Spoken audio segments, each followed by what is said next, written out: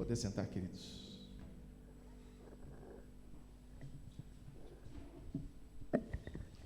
Bom dia a todos que estão aqui, bom dia aos que estão em casa. É muito bom estar aqui com vocês. Bem melhor que estar na frente de uma maquinazinha e sem saber quem está do outro lado. Mas é muito bom, sejam todos muito bem-vindos aqui. E agora temos o nosso momento de oração comunitária. Nós temos vários pedidos de oração. Sobre uma moça de 25 anos, Isabela, que fez cirurgia, está na UTI. Tá? A Solange pediu esse pedido. A nossa querida irmã Irma, né? Sofreu um sequestro relâmpago e já está em casa essa noite que teve, então ela deve estar feliz, porque nada de mal aconteceu. Tá? Continuar orando pela Eliana Lotufo, no seu tratamento, tá? A Georgia, que perdeu seu pai na segunda-feira, e estamos muito felizes com a Poliana, né? Que já está em casa. Oramos tanto e como é bom saber que ela está em casa. Eu estava intercedendo por ela e todos nós estávamos, né? Então realmente é muito bom. E é bom louvar ao Senhor, né? Como estamos louvando ao Senhor aqui. E eu queria que uma passagem, um salmo nos conduzisse nesse momento de oração, que é o último salmo, o Salmo 150, que diz assim, ele é curto, tem 6 versículos só, mas é um salmo que chama ao louvor, para as pessoas louvarem ao Senhor. E diz assim: louvai ao Senhor, louvai a Deus no seu santuário, louvai-o no firmamento do seu poder. Louvai-o pelos seus atos poderosos, louvai-o conforme a excelência de sua grandeza, louvai-o com som de trombetas, louvai-o com saltério e com harpa, louvai-o com adufes e danças, louvai-o com instrumentos de corda e com flauta, louvai-o com símbolos sonoros, louvai-o com símbolos altissonantes, louvai-o, tudo que tem fôlego, louve ao Senhor.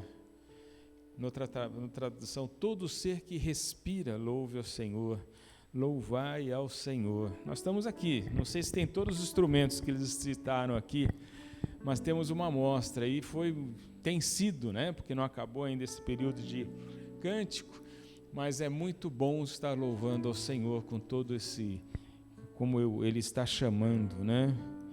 E para você que está nos ouvindo, ou nós aqui, quem está respirando? Levanta a mão. Todo mundo? Então, se você respira, puxa o ar assim, ó. Todo ser que respira, louve ao Senhor. Hoje nós acordamos. Você notou que nós acordamos hoje? Que bênção! Estamos respirando.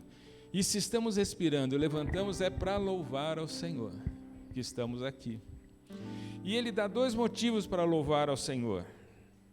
É lógico que temos os pedidos, as nossas ansiedades, mas Ele coloca 2 pedidos: louvai pelos seus atos poderosos e louvai conforme a excelência de sua grandeza.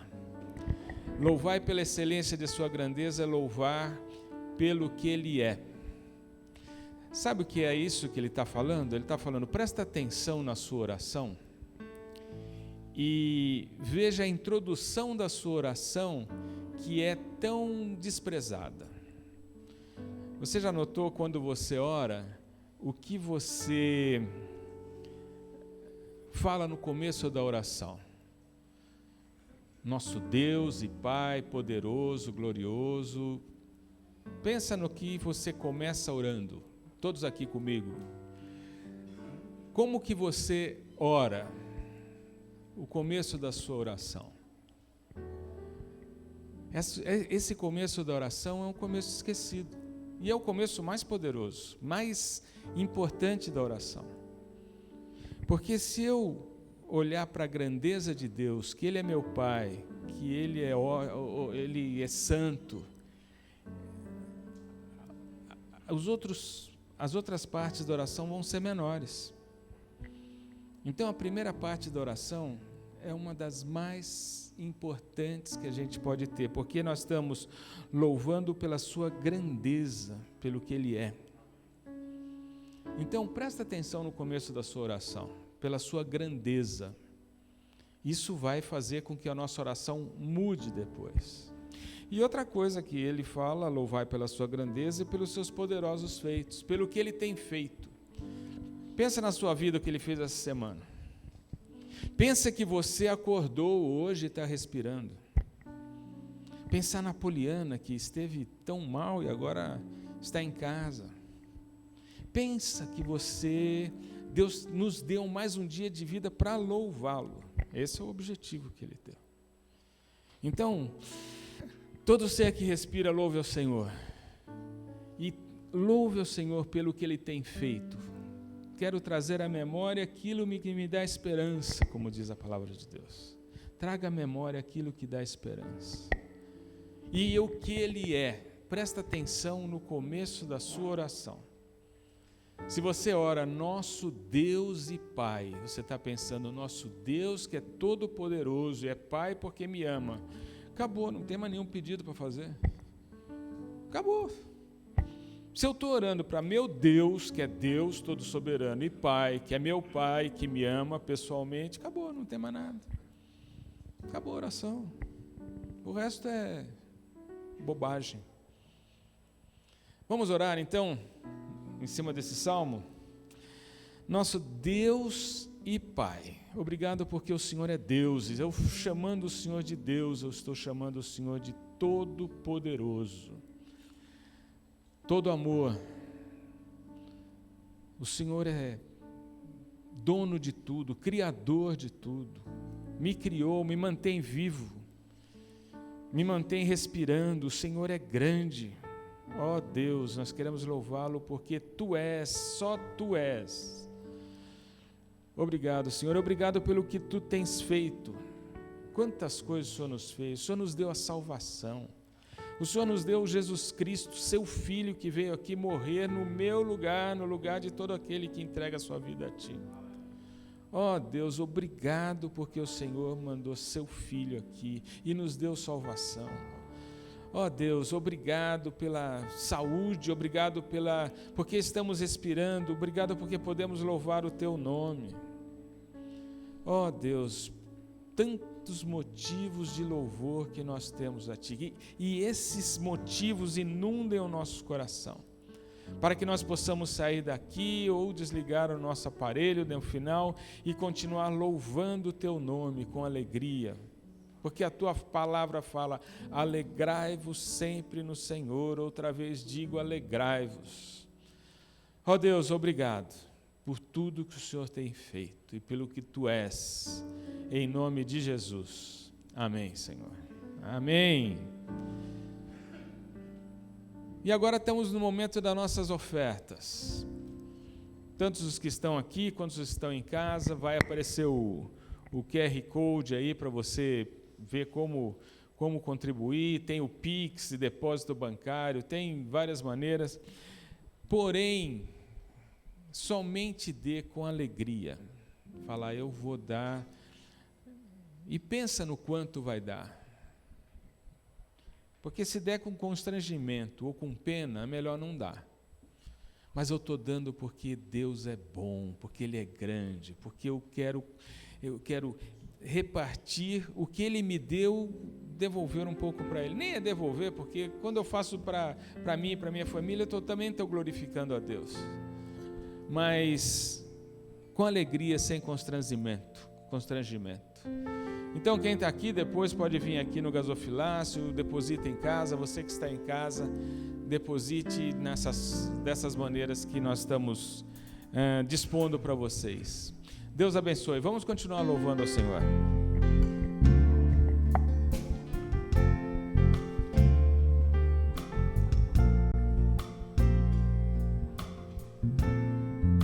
Vamos colocar em pé e cantar juntos? Onde me mandares ir eu sigo, tudo que o Senhor disser repito, já não vivo eu, sou inteiro.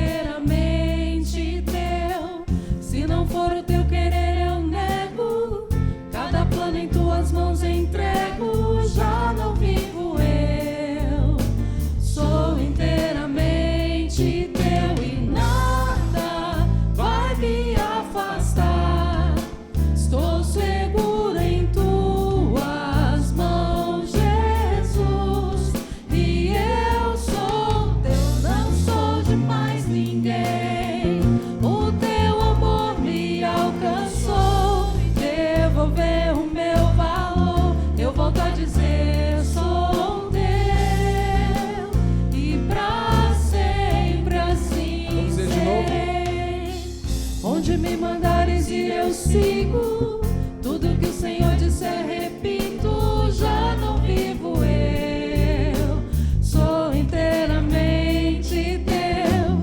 Se não for o teu querer eu nego, cada plano em tuas mãos entrego, já não vivo eu, sou inteiramente teu e nada vai me afastar. Estou seguro em tuas mãos, Jesus, e eu sou teu, não sou de mais ninguém. O teu amor me alcançou, devolveu o meu valor. Eu volto a dizer, sou teu e pra sempre. Vamos dizer, assim eu sou teu, não sou de mais ninguém. Não sou de mais ninguém. O teu amor me alcançou, devolveu o meu valor. Eu volto a dizer, sou teu e pra sempre assim serei.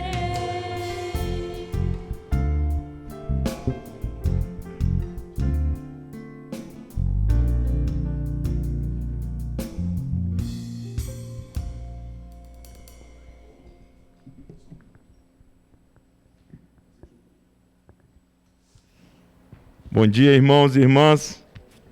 Bom dia. Opa. Agora sim, bom dia, Deus abençoe, pode se assentar. Aqueles que estão em casa, bom dia, Deus abençoe. Que tempo especial e maravilhoso estarmos na presença de Deus.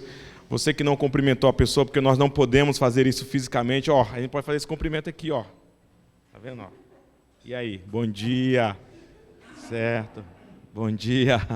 Você que está em casa assistindo com a gente também pode nos cumprimentar. Faz uma mãozinha aí, levanta a mão no chat do YouTube que a gente está vendo você. Tem um monte de gente aqui vendo a nossa transmissão, mas para a gente não pode perder, né? Ó. Agora, muito em breve, nós vamos poder dar aquele abraço gostoso. Você crê nisso?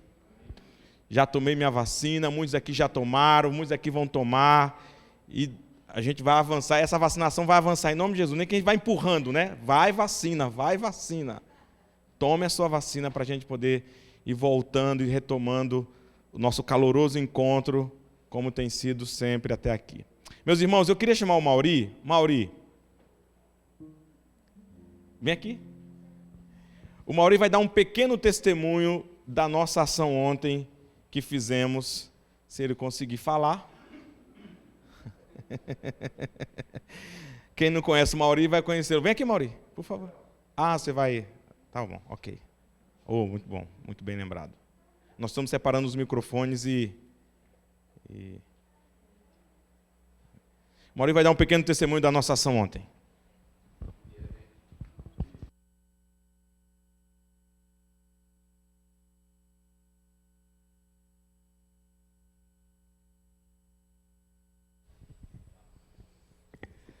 Bom, gente, bom dia. Só estou representando muitas pessoas da nossa comunidade que trabalharam, e eu digo para vocês que trabalharam no trabalho de Deus, porque depois que a gente passa, a gente vê que Deus, nós não fomos nós que trabalhamos, mas sim Deus trabalhou. Há um mês, mais ou menos, o pastor Jafé, nós trabalhamos numa comunidade de Mandelinha, chamada Mandelinha, lá em Cotia, uma comunidade de mais ou menos 900 famílias. E nós, claro que não temos condições de estar trabalhando com todas elas, mas tentamos 150 famílias. As líderes comunitárias lá têm mais ou menos aquelas que mais necessitam, então, nessas 150 famílias.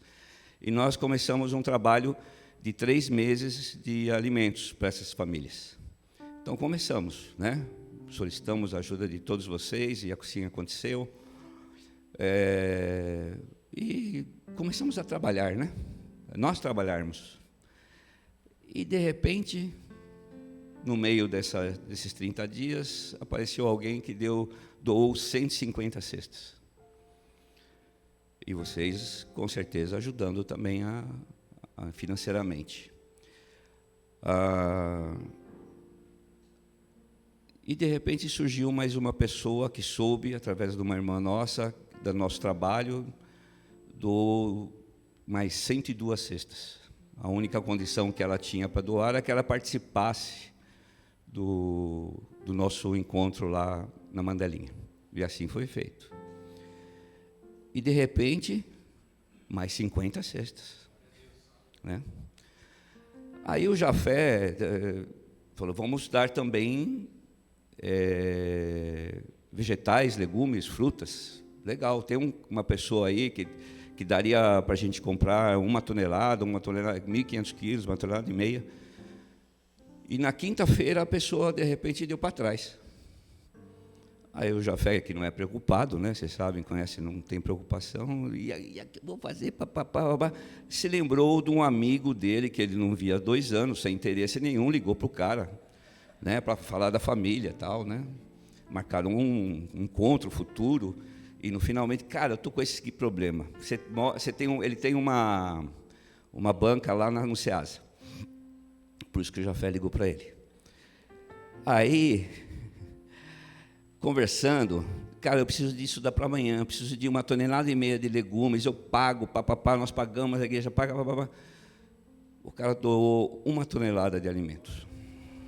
1 tonelada.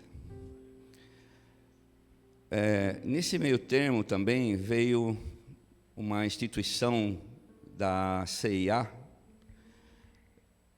não sei o valor, mas ajudou a nossa igreja, doou um valor. Estou esquecendo mais alguém?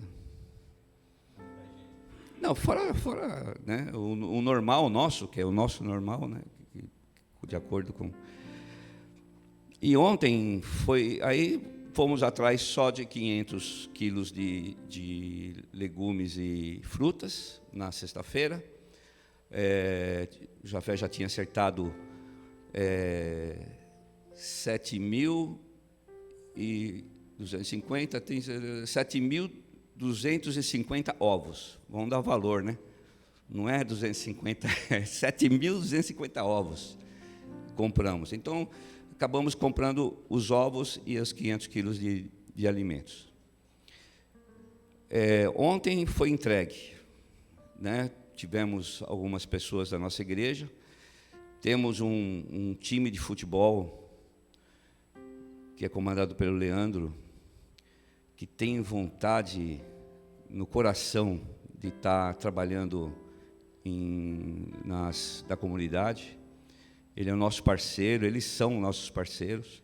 Ontem nós tínhamos aqui de 30 a 40 pessoas, desde as 8 da manhã, montando as cestas de legumes, trazendo as coisas para cá, daqui para o caminhão, do caminhão ia lá, tirava do caminhão, organizava, separava. Olha, gente, foram até 4, 5 horas da tarde.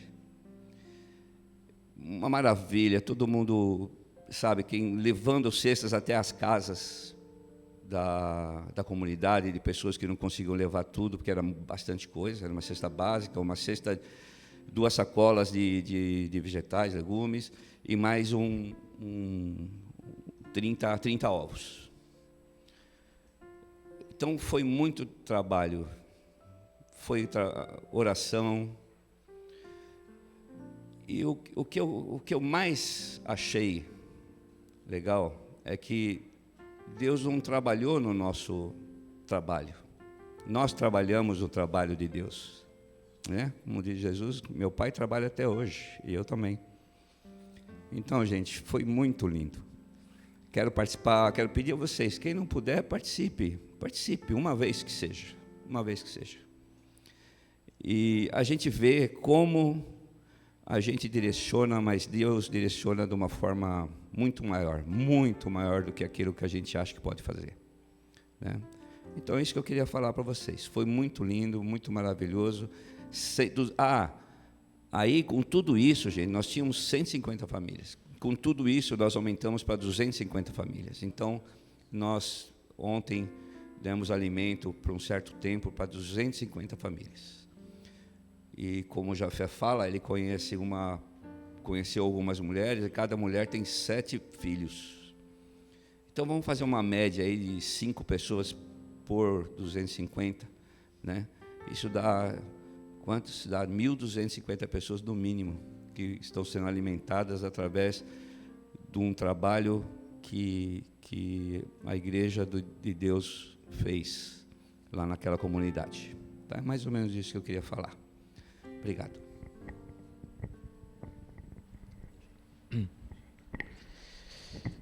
Bom, irmãos, pensando nesse testemunho do Mauri, eu queria falar nessa manhã sobre o Deus da abundância. Queria compartilhar com vocês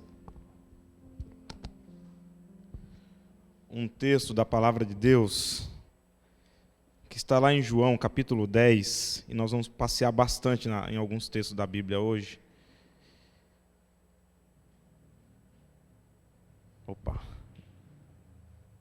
João 10. Você está em casa aí?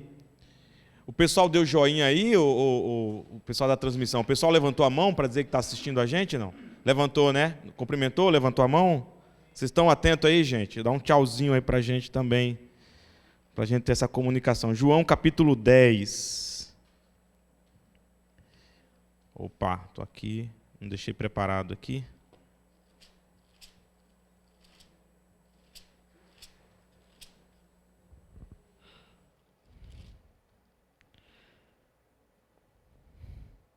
João 10:10, texto bastante conhecido. Jesus está falando sobre ele como o bom pastor que dá a vida por suas ovelhas, o bom pastor que as pessoas entram, ele é a porta, ele é o bom pastor, entram no aprisco e são alimentados. E João 10:10, ele diz, o ladrão vem somente para roubar, matar e destruir, eu vim para que tenham vida e a tenham em abundância. Essa palavra. Eu vim para que tenham vida e a tenham em abundância. Vamos orar? Obrigado, Pai, por tudo isso que o Senhor é. Tudo que o Senhor é e nós nem imaginamos. Obrigado por tudo que o Senhor está fazendo e irá fazer. Obrigado por Jesus Cristo, a razão, a centralidade da nossa fé. A razão da nossa adoração. Sem Ele, nada somos, nada podemos, nada temos. Mas nele e com Ele, nós encontramos a nossa identidade e a razão da nossa existência.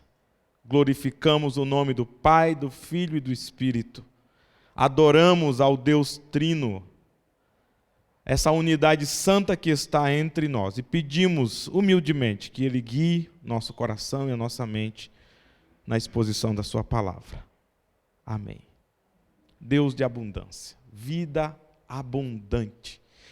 Falar sobre abundância, parece que a gente quer fortalecer um discurso positivo, afirmativo, no meio da dificuldade, todo mundo diz assim, nós temos que ter positividade sempre, né? As pessoas, positividade sempre. Temos que ter uma mentalidade de vencedores. Você tem que mudar o seu mindset, que é um mindset derrotado, para um mindset vencedor, porque nós temos que ter positividade, nós temos que acreditar muito. A pergunta é em quê? Temos que ter pensamento positivo, por quê? E esse pensamento positivo brota de onde? E aí falar sobre abundância, parece que a gente está fortalecendo um discurso que parece ter algum sentido, mas no fundo ele é vazio. E eu fiquei pensando, eu falo sobre isso, falo sobre o Deus da abundância, como será que a gente vai compreender isso? Como será que nós vamos entender essa ideia da abundância de Deus, sem dizer que nós estamos fortalecendo apenas um discurso positivo, autoafirmativo, que parte do nada para lugar algum, mas quando a Bíblia fala sobre abundância num outro sentido. E aí, estava preparando essa mensagem, e ontem, nesse trabalho que fizemos, eu estava caminhando nas ruas do Mandelinha, a Joana está aqui conosco, a Joana e o Jorge são de lá, e eu estava caminhando numa daquelas vielas, né, porque a gente, era muita coisa para as pessoas levarem, a pessoa vinha com criança de colo, às vezes grávida, idoso, então os meninos, todo mundo ia carregando um pouco daquelas coisas, e era muita coisa, 2 sacolas grandes, uma caixa de cesto, uma caixa de ovos. E voltando de uma dessas entregas, eu vinha sozinho e fiquei pensando nisso, né? Eu vi aquelas mulheres carregando aquelas sacolas, aquelas caixas, aquelas crianças, todo mundo trazendo comida, e eu vi a abundância de Deus no meio da comunidade. Eu fiquei pensando nisso, um Deus que transborda de abundância. E refletindo sobre essa abundância de Deus. É a primeira coisa que Jesus fala que ele veio trazer vida abundância, mas por que Jesus pode dar vida abundante? Por que Deus promete vida abundante? Porque a primeira coisa que nós devemos pensar é que Deus é um Deus abundante. Ele é um Deus grandioso. Ele é um Deus que, Êxodo capítulo 3 diz, quando Moisés pergunta para ele, como que eu vou chegar diante do teu povo e dizer em nome de quem eu vim? E aí Deus diz para eles assim, você vai lá e dizer assim, o eu sou o que sou te enviou. Essa palavra, eu sou o que sou, Jesus vai usar muito isso, eu sou o pão da vida, eu sou a luz do mundo, eu sou o caminho, a verdade e a vida. Esse termo no grego, né, ego eimi, eu sou, só é aplicado plenamente a Deus, porque somente Ele é plenamente. Ele é completo em si mesmo, Ele é todo poderoso, Ele é todo perfeito. Nele, o apóstolo Paulo diz, não há variação nem mudança alguma. Ele é pleno, Ele é completo, Ele é abundante, não lhe falta coisa alguma. Deus é completo em si mesmo. Quando em Gênesis capítulo 1, Ele vai dar aquela sentença, não havia trevas, e Ele diz, haja luz. Quando Ele decide criar, não é porque lhe faltava alguma coisa. Quando Deus decide formar todas as coisas, não é porque Ele precisava de um complemento. A criação de Deus é um ato da sua graça, mas não é nada o completa, nada o acrescenta. Ele é perfeito em si mesmo. A teologia diz isso, que Deus é pleno, perfeito e completo. Ele é um Deus abundante em si mesmo. Salmo capítulo 8, versículo 2 e 3, o salmista diz, quando contemplo os céus, obra dos teus dedos, e a lua e as estrelas que estabelecestes, que é o homem que dele te lembres? O salmista olha para a criação e ele diz, quando eu contemplo os céus, obra dos teus dedos, esse Deus abundante estabelece a sua criação, e o salmista diz, quando eu olho tudo isso, obra dos teus dedos, a criação, obra dos teus dedos, tal é o tamanho da grandiosidade de Deus. Esse Deus abundante, quando se revela ao profeta Isaías, no capítulo 6, o profeta está passando uma crise pessoal e nacional, o povo de Deus está passando uma crise. Uma instabilidade em todos os campos, político, econômico, religioso. Isaías vai ao templo, e quando ele vai ao templo, ele tem uma visão da grandiosidade de Deus. E nessa visão, eu queria abrir lá, capítulo 6 de Isaías.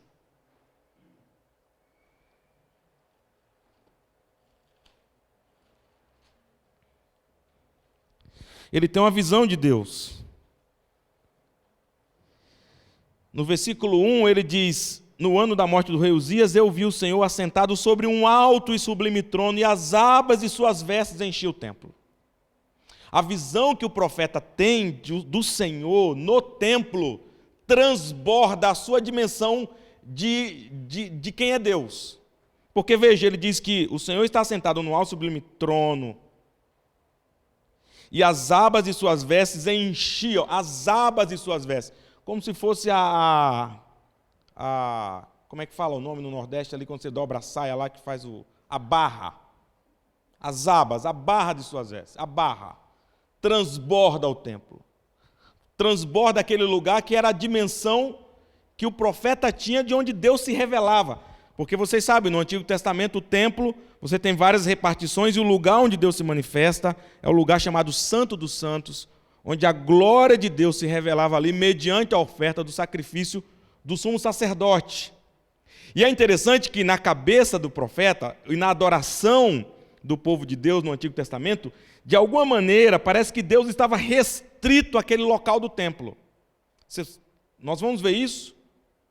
quando acontece o cativeiro babilônico e o povo vai para a Babilônia e o templo fica destruído, eles ficam desesperados.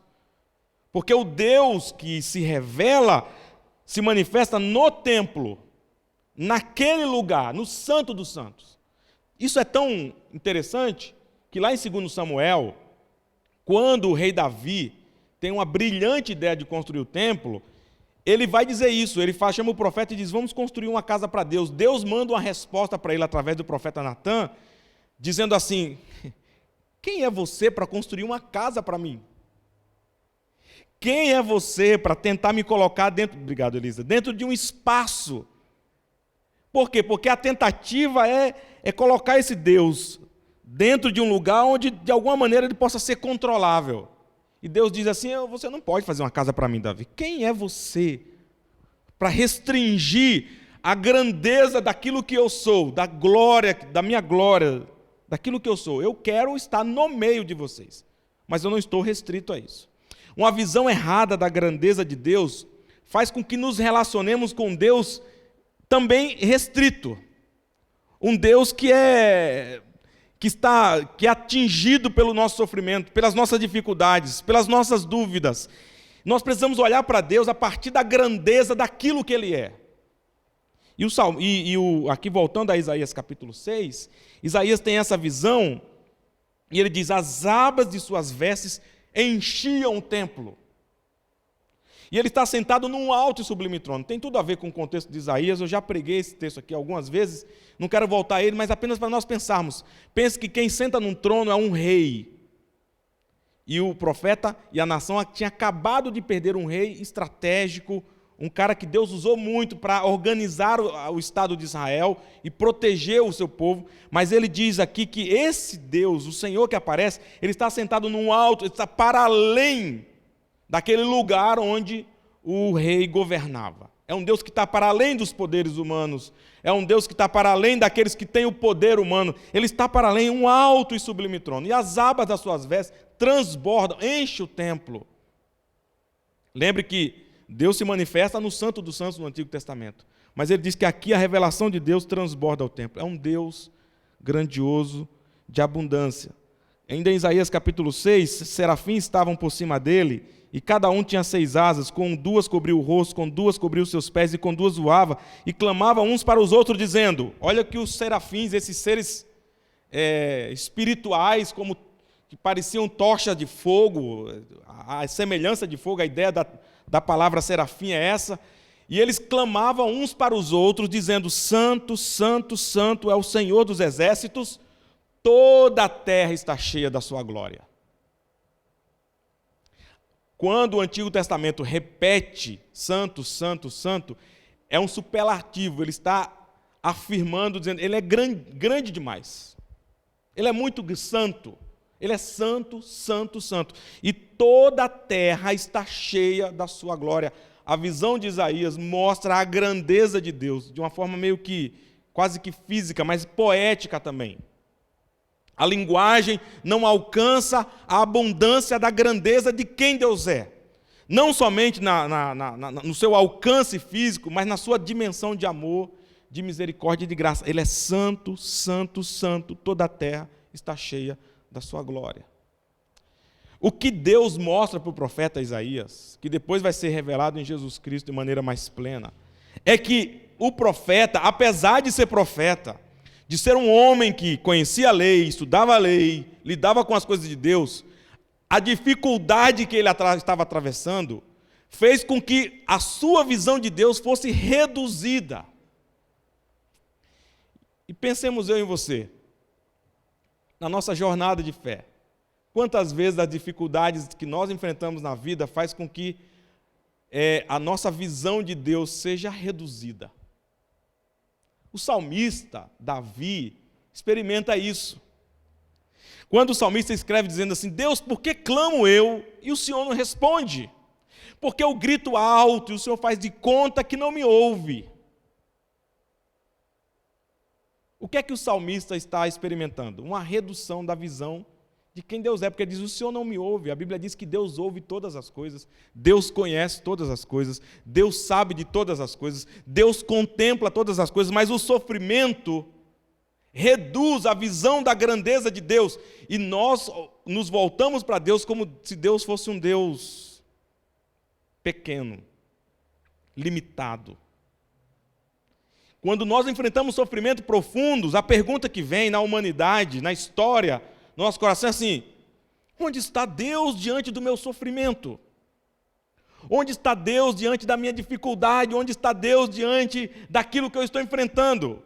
Isso foi a experiência de Jó, que a gente tem falado sempre aqui. Jó diz isso, faz essa pergunta: onde está o Senhor?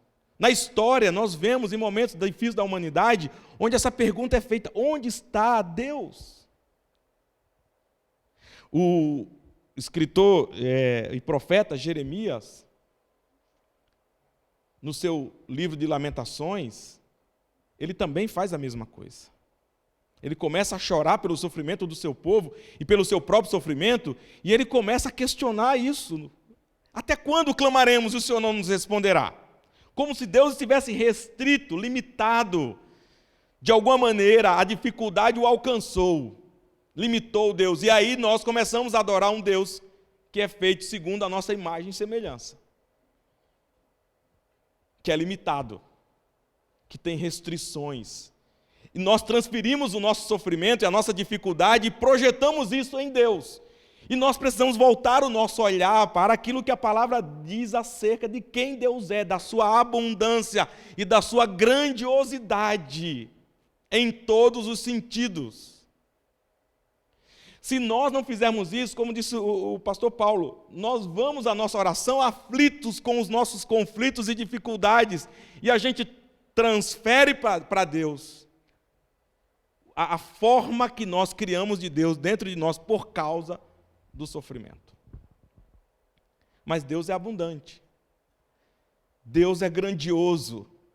Ultrapassa tudo isso em nós. Por exemplo, Salmo 19, um salmo que eu gosto muito. Salmo 19, o salmista diz: os céus proclamam a glória de Deus.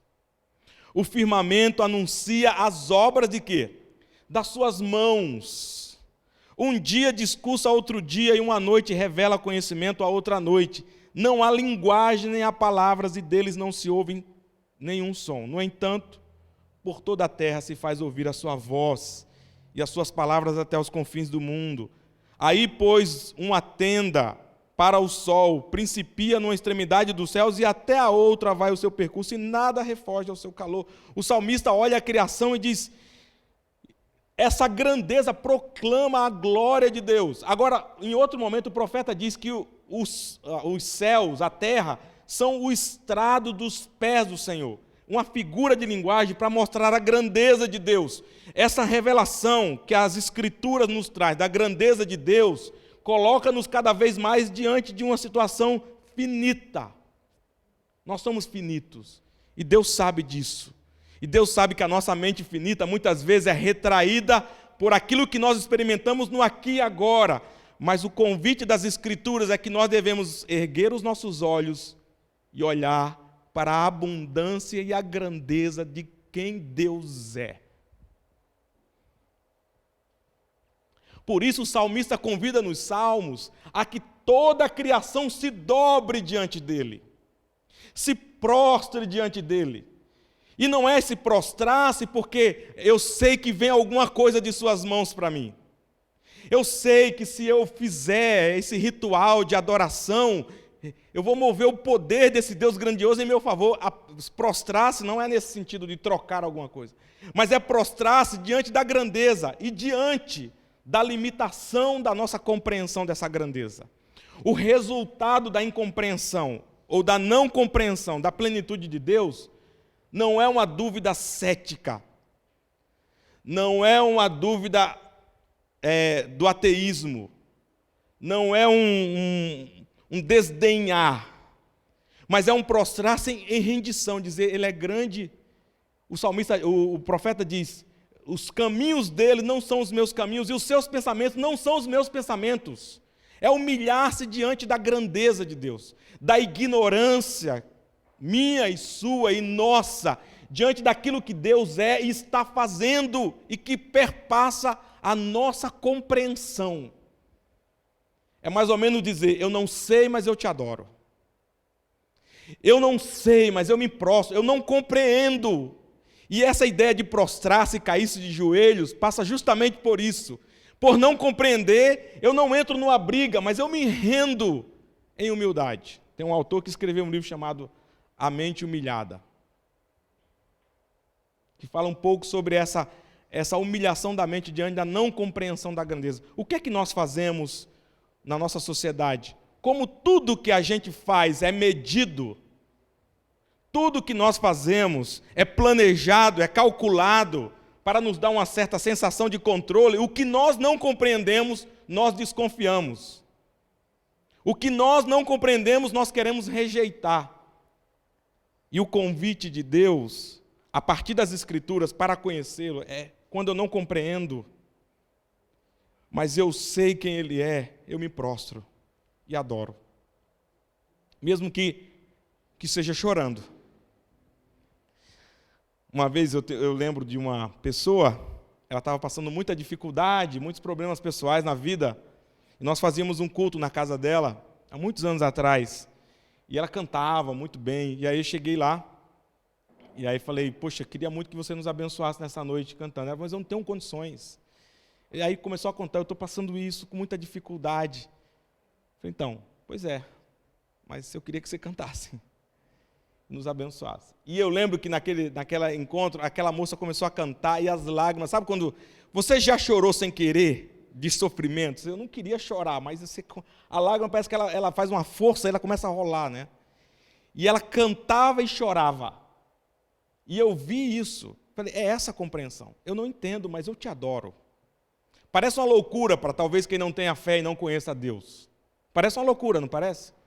Parece, não, então o sofrimento é uma coisa boa. Não, mas é maior, porque nós não vamos compreender a grandeza de Deus, mas quando nos rendemos diante dEle, reconhecemos, os nossos joelhos se dobram. Esse Deus de abundância é um Deus que não ficou apenas em si mesmo, mas Ele decide criar, Ele decide estabelecer uma ordem na criação, onde Ele pudesse ser glorificado por meio dessa criação, e ele intenta criar um povo para reconhecer a sua grandeza e ter uma relação de amor. E aí, Romanos, capítulo 5, vai falar sobre a abundância da graça.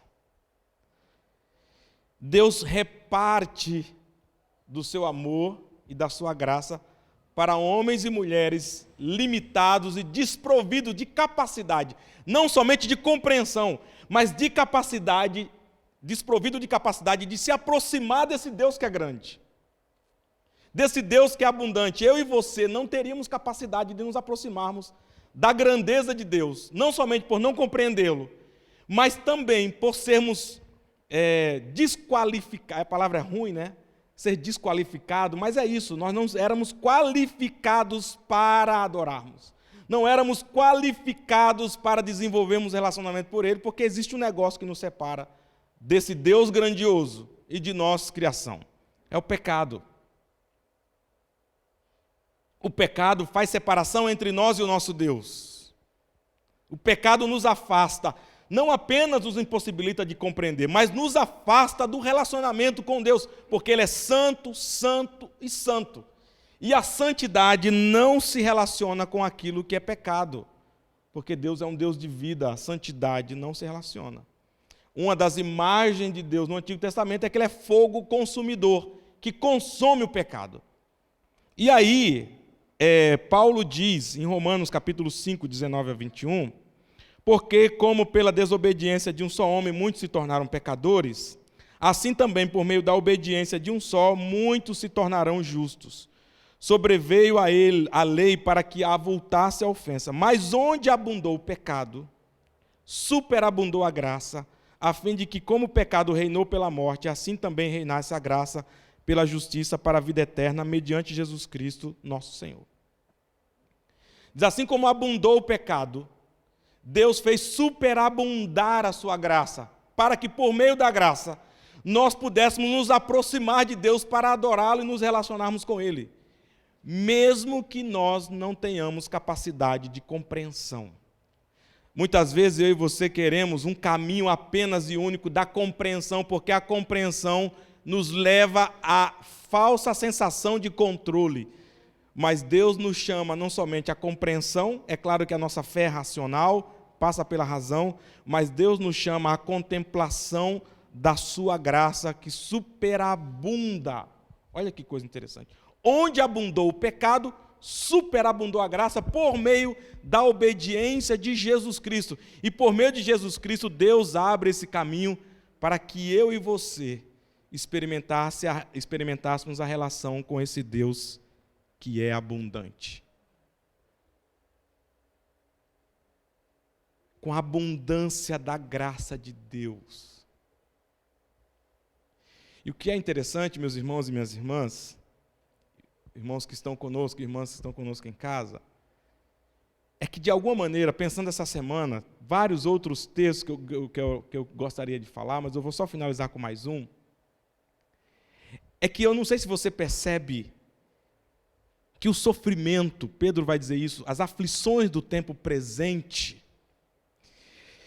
elas são como um ataque à nossa fé, de alguma maneira, e elas trabalham para reduzir essa nossa compreensão da abundância, de maneira que não experimentemos essa graça, mesmo em meio às nossas dificuldades.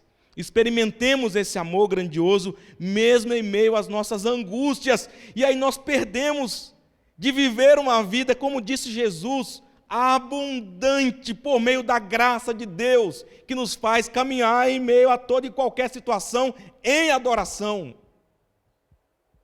E aí a gente vai ouvindo notícias, as pessoas... Ontem eu li um texto de uma pessoa que diz, eu não tenho mais capacidade de enfrentar tanta dificuldade, tanta tristeza, tanto sofrimento, tanta dor. Ele falou, eu não sei se eu saio desse poço quando tudo isso passar. E aí eu pensei, poxa vida,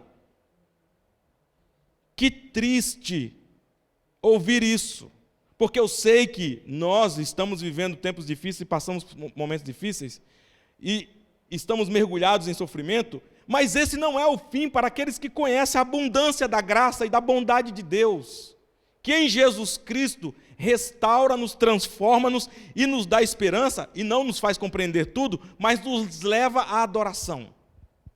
E a pessoa vai entrando num poço sem fundo, vai mergulhando num poço de sofrimento, de dificuldade. Essa graça precisa ser revelada, a superabundante graça. Superabundou a graça a fim de que agora não reine mais a morte, mas a vida. Meus irmãos, nós nos relacionamos e somos convidados a nos relacionar com Deus de graça abundante. Um outro texto que eu queria compartilhar para nós finalizarmos é que Deus decide repartir essa abundância e nos dar a sua graça, nos perdoando, e nos ensina um caminho. O caminho é, experimentando a abundância de Deus e da sua graça, como que eu devo responder a isso? Como que eu devo responder a um Deus que é abundante e que decide me amar e criar um caminho para que eu pudesse experimentar e ter relação com Ele? Como que eu vivo a partir disso? E uma das respostas de alguém que vive uma vida abundante ou vive a abundância da graça é servir e repartir isso. Como é que nós experimentamos o milagre da multiplicação? Quando nós experimentamos repartir daquilo que temos recebido da parte de Deus. A Bíblia diz que Deus, sendo rico, se faz pobre. Jesus Cristo se faz pobre. Para quê? Para que nós experimentássemos da abundância de Deus. Como é que nós podemos experimentar e viver um mundo de abundância? Não essa abundância que se busca apenas para si mesmo, mas a abundância da graça. Quando nós repartimos da graça que recebemos e da abundância que experimentamos. O Mauri contou aqui o testemunho, falando como foi esse processo que nós temos experimentado como comunidade, mas tantas outras coisas que nós vamos vendo Deus no caminho fazendo e trabalhando quando se reparte, Deus multiplica e há abundância. Ontem, ao final do trabalho, a gente estava conversando com aqueles homens, eram 30, 40 pessoas, e tinha um time de futebol inteiro, E aí eu falei com eles o seguinte, a gente foi orar no final e eu disse, feche os seus olhos, pense. O que foi esse dia para você?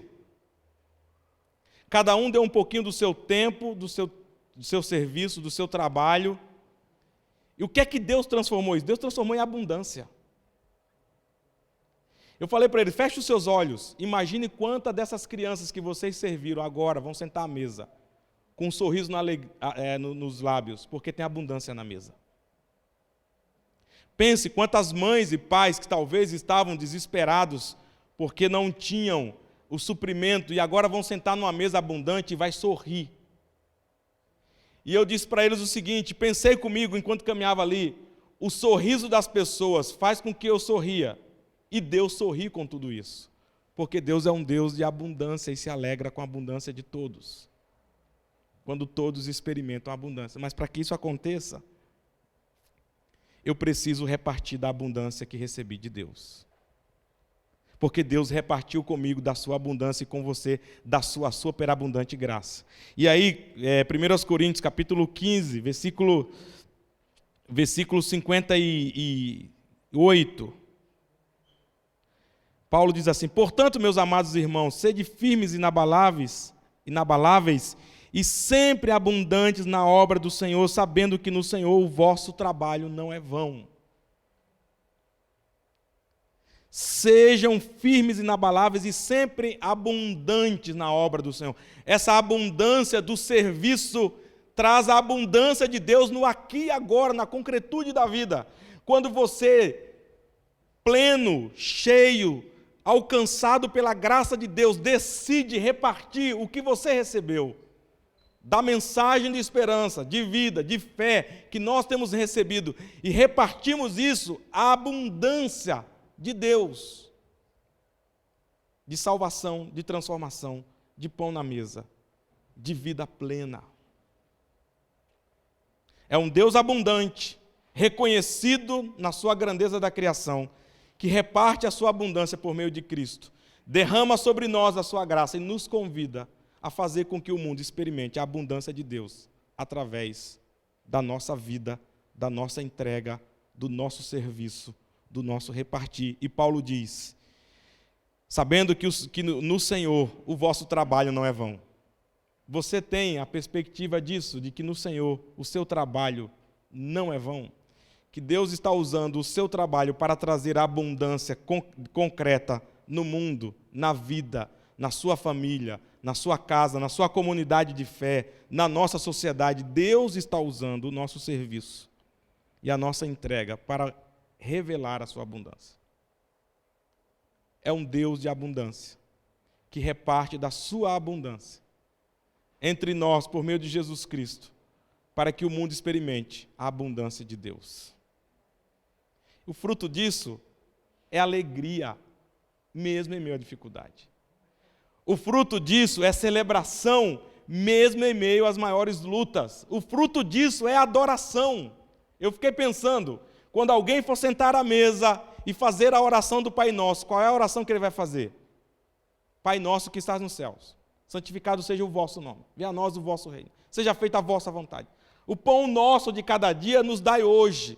Aí o pão está lá, ele está orando o Pai Nosso e agradecendo. Ou seja, o seu trabalho, o meu trabalho, diante da abundância de Deus, se transformou em abundância na vida de alguém. E isso volta para onde? Volta em glória para Deus que é abundante. Esse é o ciclo da abundância de Deus. É um Deus abundante que reparte daquilo que Ele tem, nos abençoando, nos ensinando a repartir. E essa abundância volta em glória ao nome dEle. É o ciclo da vida. E hoje nós vamos celebrar a ceia do Senhor, que é uma demonstração da abundância da sua graça. O Deus que se faz homem, o Deus que encarna, o Deus que vem e habita entre nós, o Deus que vem fazer morada nessa terra e através de nós, que reparte da abundância do seu amor e faz-nos transbordar da abundância da sua graça. A mesa do Senhor é o convite da graça abundante de Deus para todos aqueles que estão perdidos nas trevas.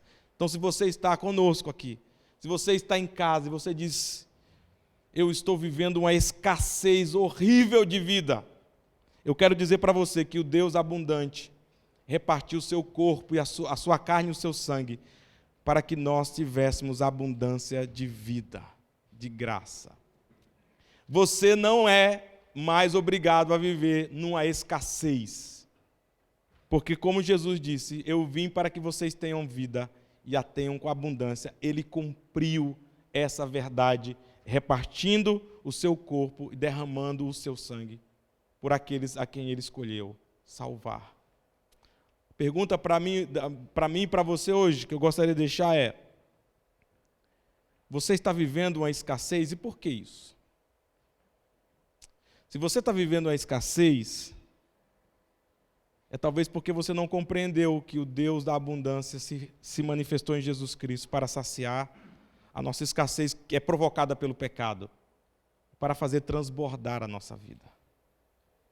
Não apenas para dar o que precisamos, não apenas para suprir as nossas necessidades, mas para fazer transbordar a nossa vida da sua graça, e a sua vida e a minha vida ser uma vida abundante em Cristo Jesus.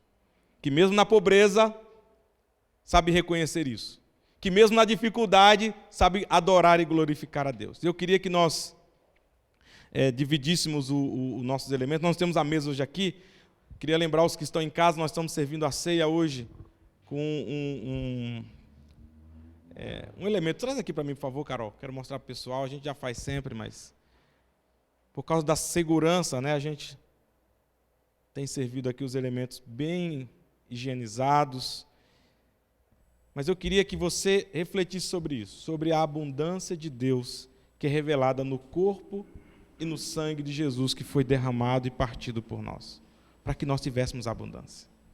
Não é mais para vivermos na escassez do pecado, porque onde abundou o pecado, superabundou a graça de Deus. Queria que nós orássemos pelos elementos, depois as meninas vão servir aos que estão aqui. Você que está em casa, orasse conosco. Obrigado, Pai, porque o Senhor é um Deus que faz transbordar o nosso cálice, como disse o salmista Davi. O meu cálice transborda, prepara-me uma mesa na presença dos meus adversários, e o nosso cálice transborda. Obrigado porque o Senhor não foi econômico na tua salvação. Obrigado porque o Senhor derramou graça superabundante sobre nós, para que experimentássemos o que é verdadeiramente ser perdoados, experimentássemos o que é verdadeiramente ter um novo destino, uma nova identidade, um novo nome, um novo lugar para onde estamos indo. Não andamos mais como ovelhas desgarradas nesse mundo. Nós somos o teu povo, e tudo isso porque Jesus Cristo, Deus em Cristo, o Deus Filho, decidiu repartir da sua abundância para que nós tivéssemos vida abundante. Obrigado por esses elementos que representam o pão e o sangue do Senhor. Nós vamos servir agora. Amém. Vamos adorar o Senhor enquanto servimos.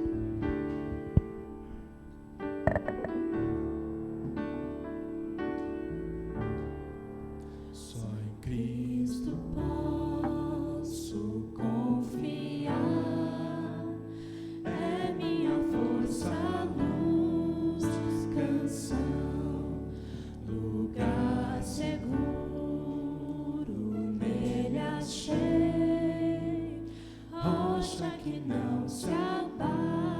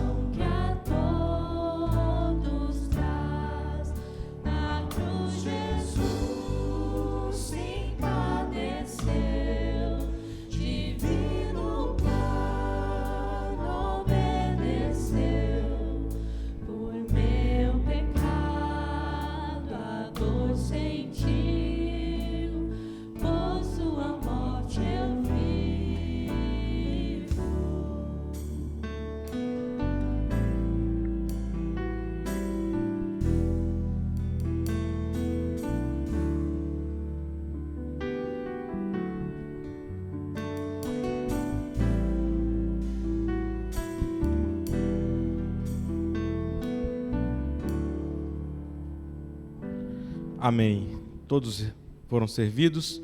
Só uma pequena explicação. A ceia, nós entendemos ela como um sinal. Isso aqui representa, não é o sangue e o corpo, mas ele aponta para isso, é um símbolo. Representa.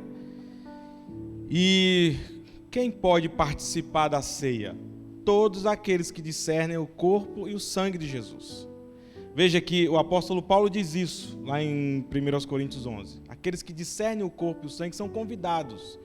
Nós não usamos a ceia ultra restrita, somente quem faz parte da Igreja Batista da Grande Aviana pode participar dessa ceia. Nós não entendemos assim porque entendemos que é a ceia do Senhor. E quem é convidado a participar são aqueles que pertencem ao Senhor e discernem o seu corpo e o seu sangue. Mas eu deixo apenas um recado aqui, para aqueles que participam e não são batizados, nós temos que lembrar que a ceia é uma ordenança, existe outra, batizar. Jesus disse, vocês vão ser batizados em meu nome, em nome do Pai, do Filho e do Espírito Santo. Se você entende que a ceia é uma ordenança e você a cumpre, eu deixo um desafio para você, cumpra também a outra ordenança que é o batismo. Mas todos aqueles que discernem o corpo e o sangue do Senhor estão convidados a participar. Queria que você ficasse de pé, você que está aqui conosco. Queria que nós fizéssemos como diz o apóstolo Paulo, antes de comer do pão, beber do vinho, nós precisamos examinar a nós mesmos.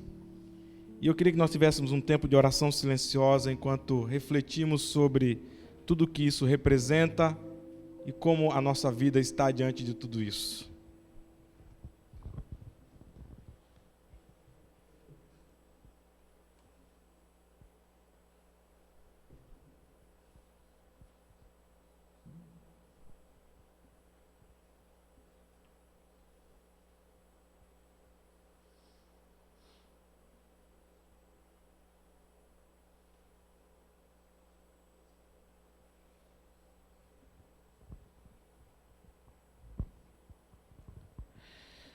Obrigado, Deus, mais uma vez te louvamos, porque o Senhor não nos deixou em nossa escassez do pecado, da morte. O Senhor repartiu o teu corpo, derramou o teu sangue, abrindo-nos a porta da vida eterna, fazendo-nos experimentar o teu perdão. E a vida que Jesus disse que veio dar, a vida abundante em Cristo. Em Deus, nós experimentamos a verdadeira abundância. Agora temos vida, temos salvação, temos perdão, somos parte da família de Deus, porque Ele assim o quis. Obrigado por esse que representa o teu corpo e que nós vamos comer agora. Quero que você pode abrir aqui, tirar o kit. Comamos todos desse que representa o corpo do Senhor.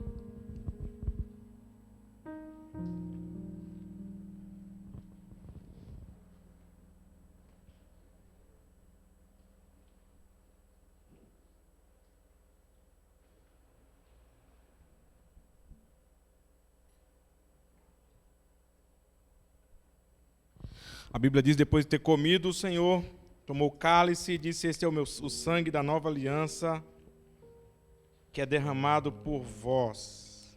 Fazei isso todas as vezes que vocês bebeis em memória de mim. O cálice da nova aliança. Meus irmãos e minhas irmãs, esse que representa o sangue de Jesus, nos dá a possibilidade de experimentar a abundância de vida. E todos nós somos convidados a participar desse que representa o sangue da nova aliança. Tomamos todos.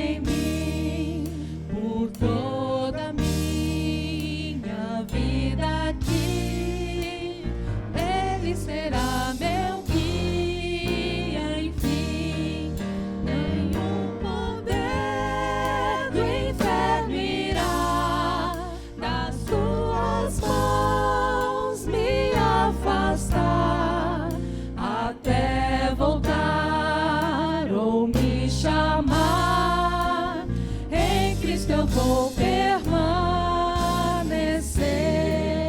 Nenhum Poder do inferno irá das suas mãos me afastar, até voltar ou me chamar. Em Cristo eu vou permanecer. Vamos cantar mais uma vez esse trecho? Poder do inferno irá das suas mãos me afastar, até voltar ou me chamar. Em Cristo eu Mais uma vou vez as vozes. Nenhum poder do permanecer. inferno irá.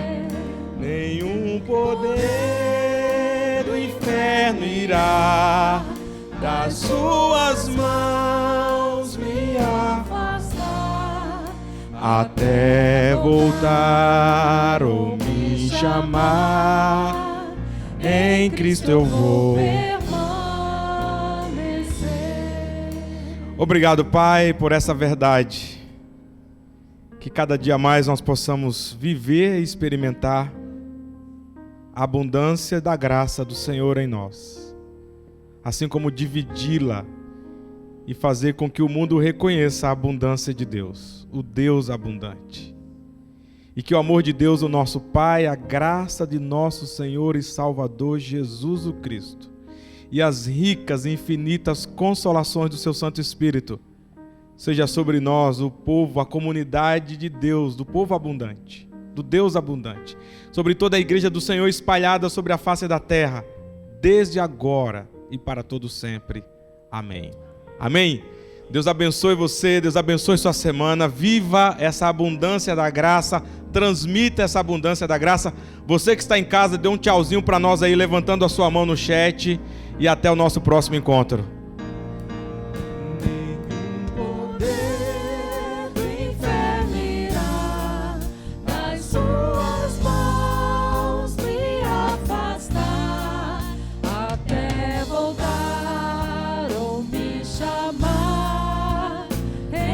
Eu vou